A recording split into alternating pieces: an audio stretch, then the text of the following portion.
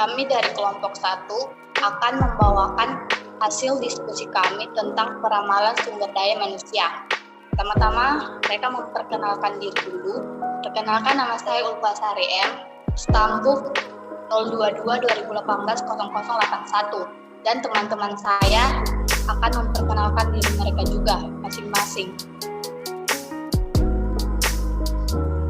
Kami persilakan Andi Ashila untuk memperkenalkan dirinya.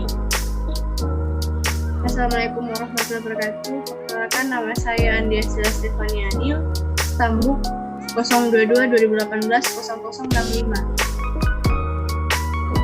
Dipersilahkan kepada Tina Irjayanti. Assalamualaikum warahmatullahi wabarakatuh.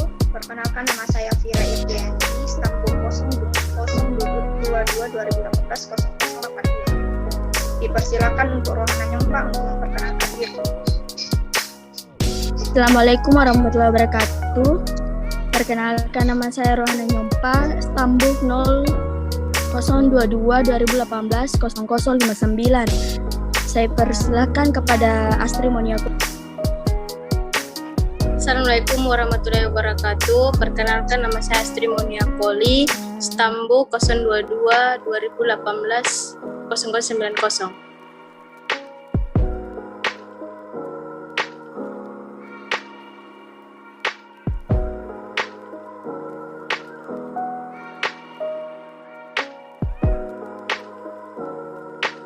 Dipersilakan untuk pemateri pertama untuk menjelaskan materi.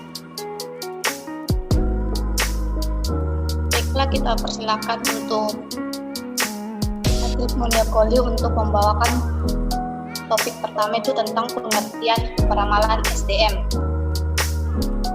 Astrid Moniakoli, saya persilahkan. Pengertian peramalan yaitu peramalan atau disebut forecasting digunakan untuk membantu tercapainya suatu keputusan optimal, sistematis, dan dapat dipertanggungjawabkan. Peramalan menjadi suatu metode dan alat oleh manajemen yang merupakan bagian integral dari proses pengambilan keputusan.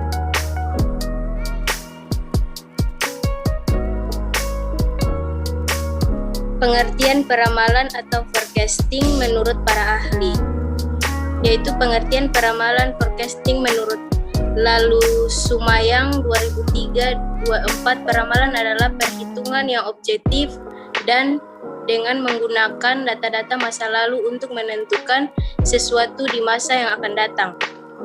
Kedua, pengertian peramalan menurut Sujana 1989-254, peramalan adalah proses perkiraan pengukuran besarnya atau jumlah sesuatu pada waktu yang akan datang berdasarkan data pada masa lampau yang dianalisis secara ilmiah, khususnya menggunakan metode statistika.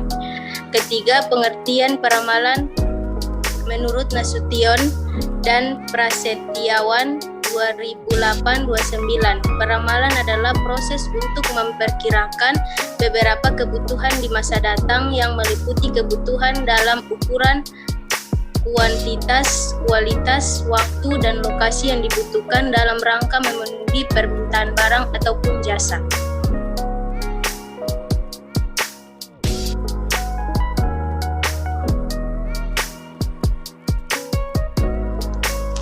Selanjutnya adalah sifat dan karakteristik peramalan. Yang pertama adalah ramalan pasti mengandung kesalahan, artinya peramalan hanya bisa mengurangi ketidakpastian yang akan terjadi, tetapi tidak menghilangkan ketidakpastian tersebut. Yang kedua, peramalan seharusnya memberikan informasi tentang beberapa ukuran. Artinya, karena peramalan pasti mengandung kesalahan, maka adalah penting bagi peramal untuk menginformasikan seberapa besar kesalahan yang akan mungkin terjadi ke depannya. Yang ketiga, peramalan jangka pendek lebih akurat dibandingkan peramalan jangka panjang. Hal ini disebabkan karena pada peramalan jangka pendek, faktor-faktor yang mempengaruhi permintaan relatif masih konstan, sedangkan masih panjang periode peramalan, maka semakin besar pula kemungkinan terjadinya perubahan faktor-faktor yang mempengaruhi sebuah permintaan.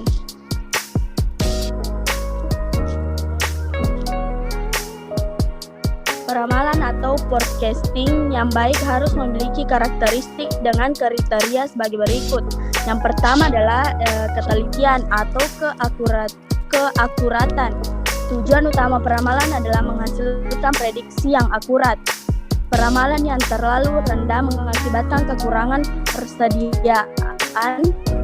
Peramalan yang terlalu tinggi akan menyebabkan inventory yang berlebihan dan biaya operasi tambahan. Yang kedua adalah biaya. Biaya untuk mengembangkan model peramalan dan melakukan peramalan akan menjadi jumlah besar.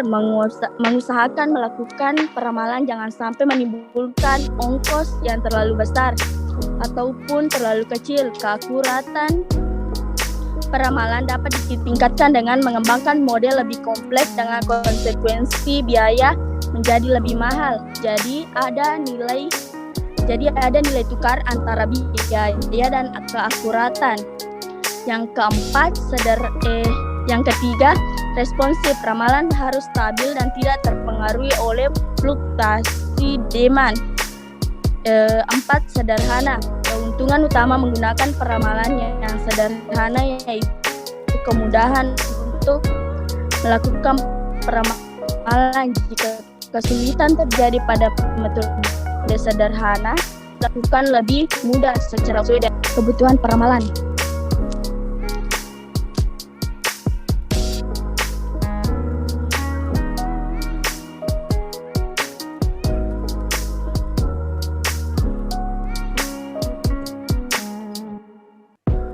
Baiklah, yang selanjutnya adalah langkah-langkah peramalan atau forecasting.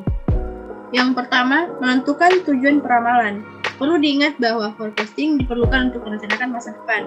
Oleh karena itu, kita harus mempertimbangkan dan memutuskan peramalan yang sebenarnya dibutuhkan oleh kita. Mungkin kedengaran sederhana, namun kesalahan memutuskan tujuan atau apa yang kita inginkan akan menghasilkan hasil yang berbeda, sehingga keakuratan peramalan akan diragukan. Di poin kedua yaitu mengevaluasi dan menganalisis data yang sesuai. Langkah ini melibatkan identifikasi data yang diperlukan dan data apa saja yang tersedia. Pengidentifikasian data ini akan berdampak pada pemilihan metode peramalan nanti. Misalnya, jika kita ingin meramalkan jumlah penjualan pada suatu produk baru, mungkin kita tidak memiliki data historis penjualan sehingga membatasi kita untuk menggunakan metode peramalan yang bersifat kuantitatif. Yang ketiga, memilih dan menguji metode peramalan. Setelah data dievaluasi, langkah selanjutnya adalah memilih dan menentukan model atau metode peramalan yang tepat. Umumnya metode peramalan yang dipilih adalah metode yang telah mempertimbangkan faktor-faktor seperti biaya dan kemudahan penggunanya. Selain itu, satu faktor yang terpenting adalah faktor keakuratan peramalan. Cara yang paling umum adalah dengan mencari 2 atau 3 metode yang terbaik, kemudian mengujinya pada data historis untuk melihat metode atau model forecasting mana yang paling akurat. Yang keempat, menghasilkan peramalan. Setelah menentukan metode atau model forecasting atau peramalan mana yang akan kita gunakan, selanjutnya adalah menghasilkan ramalan yang kita butuhkan. Yang kelima, memantau keakurasian peramalan. Forecasting atau peramalan merupakan proses yang berkelanjutan. Setelah membuat ramalan, kita harus mencatat apa yang sebenarnya terjadi secara aktual dan kemudian menggunakan informasi tersebut untuk memantau keakurasian peramalan kita. Perlu diketahui bahwa metode peramalan yang terbaik pada masa lalu belum tentu bisa memberikan hasil yang terbaik untuk masa depan. Oleh karena itu, kita harus selalu bersiap-siap untuk merevisi metode peramalan kita seiring dengan perubahan data kita.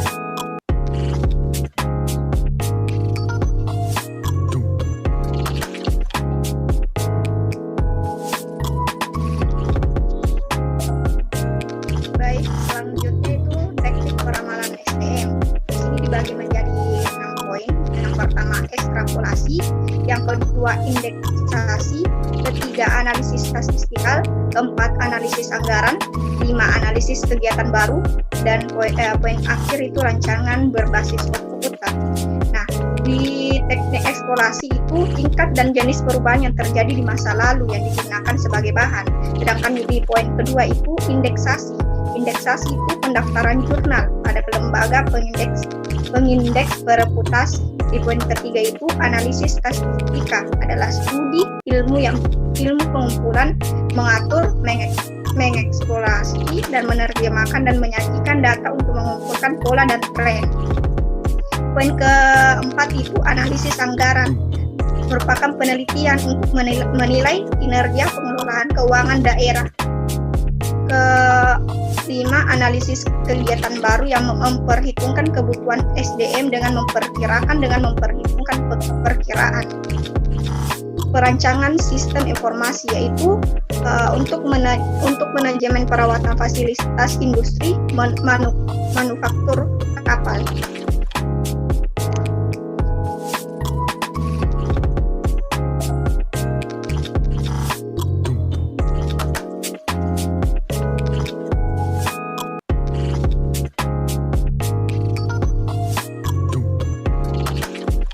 Baiklah, selanjutnya itu proses peramalan atau forecasting. Peramalan atau forecasting itu dilakukan dengan urutan proses sebagai berikut. Pertama itu menentukan tujuan. Pada tahap ini, penentuan tujuan dari setiap peramalan harus disebutkan secara tertulis, formal, dan eksplisit.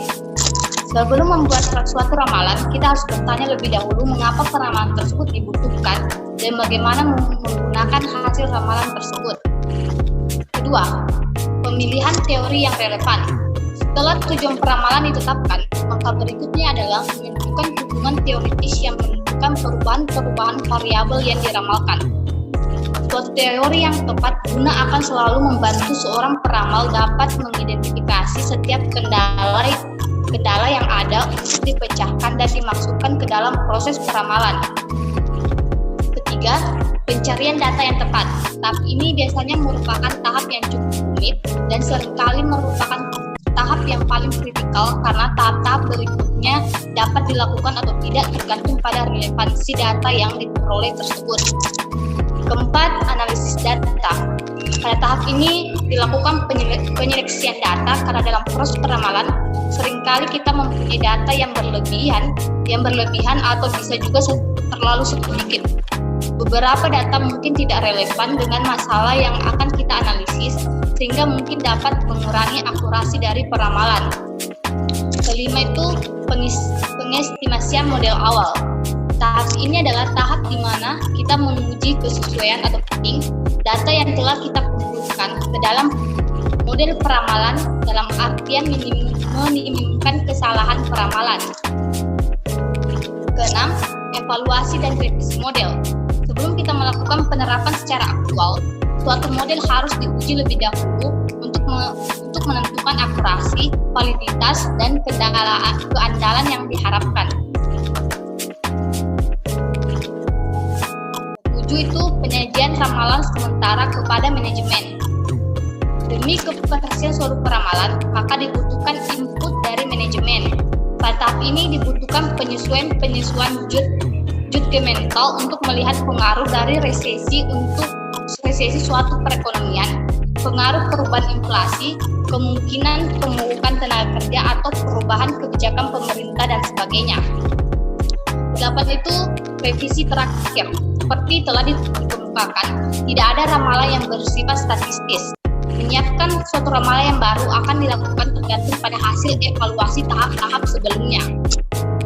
9 itu pendistribusian hasil peramalan. Pendistribusian hasil peramalan kepada manajemen harus pada waktu tepat dan dalam format yang konsisten. Jika tidak, nilai ramalan tersebut akan berkurang. Yang ke-10 itu penetapan langkah pemantauan. Suatu kegiatan peramalan yang baik membutuhkan penetapan langkah-langkah pemantauan untuk mengevaluasi peramalan ketika sedang berlangsung dan langkah pemantauan yang kemungkinan seorang peramal untuk mengantisipasi perubahan yang tak terduga. Itulah tadi 10 proses peramalan atau forecasting Dan setiap kita melakukan proses pengalaman harus dilakukan secara berurut agar menghasilkan hasil yang baik ke depannya.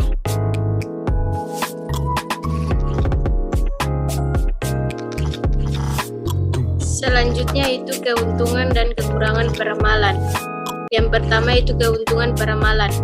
Suatu organisasi menggunakan berbagai metode atau teknik peramalan untuk menilai hasil yang mungkin akan didapatkan oleh organisasi atau perusahaannya. Metode yang digunakan tergantung pada data yang tersedia dan jenis industri yang dioperasikan oleh perusahaan tersebut. Keuntungan utama dari peramalan atau forecasting ini adalah menyediakan informasi yang berharga yang dapat digunakan oleh perusahaan untuk mengambil keputusan tentang masa depan perusahaan yang bersangkutan. Yang kedua itu kekurangan peramalan. Dapat dikatakan bahwa hampir tidak mungkin untuk meramalkan masa depan secara akurat 100%. Hal ini dikarenakan sifat alamiah dari peramalan itu sendiri. Skenario atau kondisi bisnis dapat berubah dan berbeda tergantung pada interpretasi data yang didapatkannya dan juga perubahan-perubahan dan faktor-faktor tidak terduga lainnya di lingkungan bisnis. Oleh karena itu, suatu organisasi atau perusahaan tidak dapat 100% bergantung pada metode peramalan tertentu. Namun, organisasi dapat secara efektif menggunakan peramalan dengan bantuan alat analisis lainnya untuk mendapatkan informasi terbaik yang mungkin akan terjadi di masa depan.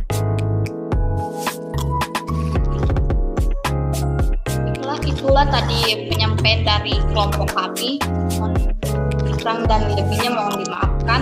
Assalamualaikum warahmatullahi wabarakatuh.